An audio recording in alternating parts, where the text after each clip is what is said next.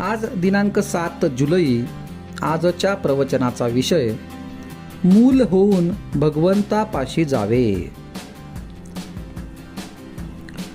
या जगात कर्माशिवाय कोण राहतो? पण कर्म यथासांग होत नाही. याचे कारण आपण कर्म कशाकरिता करतो याची जाणीवच होत नाही आपल्याला. अधिष्ठानाशिवाय कर्म साधत नाही. मालक पाठीशी असला की कर्म करणाऱ्याला जोर येतो. काही चांगली कर्ममार्गी माणसे भक्तिमार्गी लोकांना नावे ठेवतात. भक्तिभावाने जो राहतो तो दुसऱ्याला नावे ठेवीत नाही. मी कोण हे जाणायला ज्ञान आणि भक्ती लागतेच. तसेच ब्रह्म सत्यम जगन मिथ्या म्हटले तरी त्याचा अनुभव येण्यासाठी कर्म करावेच लागते. उपासना भगवंताला ओळखून करावी.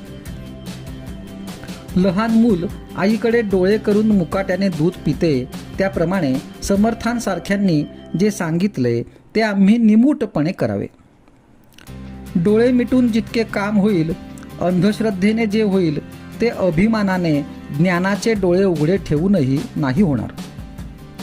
मूल होऊन भगवंताला ओळखावे याला अडचण एकच असते, माझे शहाणपण आड येते. भक्त मुलांसारखे वागतात म्हणून त्यांचे लाड देव पुरवितो. कुणी असे म्हणतील की भगवंताची आणि आमची ओळख नाही तर त्याची आम्ही कशी पूजा करावी? त्याला ओळखल्याशिवाय मी भजन करणार नाही हे म्हणणे वेडेपणाचेच आहे. भगवंताला पुष्कळ मार्गांनी ओळखता येईल. पांडुरंगाकडे जाण्यासाठी काही मार्ग आधी आक्रमणी जरूर आहे.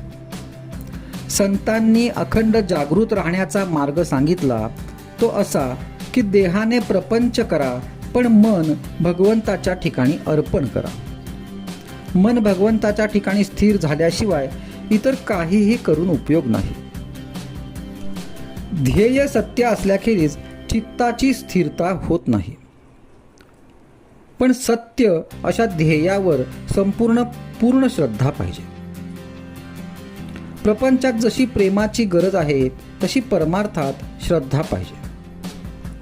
देव माझा आहे असे म्हणण्याऐवजी मी देवाचा आहे असे म्हणावे, म्हणजे श्रद्धा उत्पन्न होते.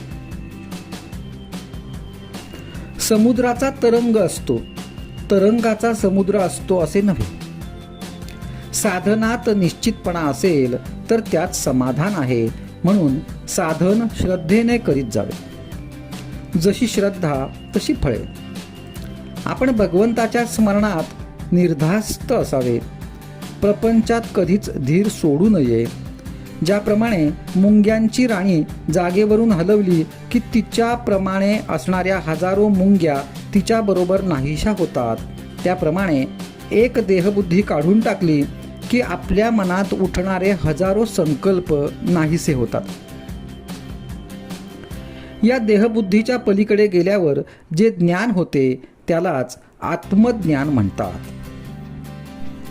असे आत्मज्ञान झाल्यावर जे पूर्ण समाधान मिळते तेच खरे भगवंताचे दर्शन होय. आजचा सुविचार. भक्तिमार्ग हा प्रेमाचा मार्ग आहे. प्रपंचाकडचे प्रेम भगवंताकडे वळविले की भक्ती करता येते.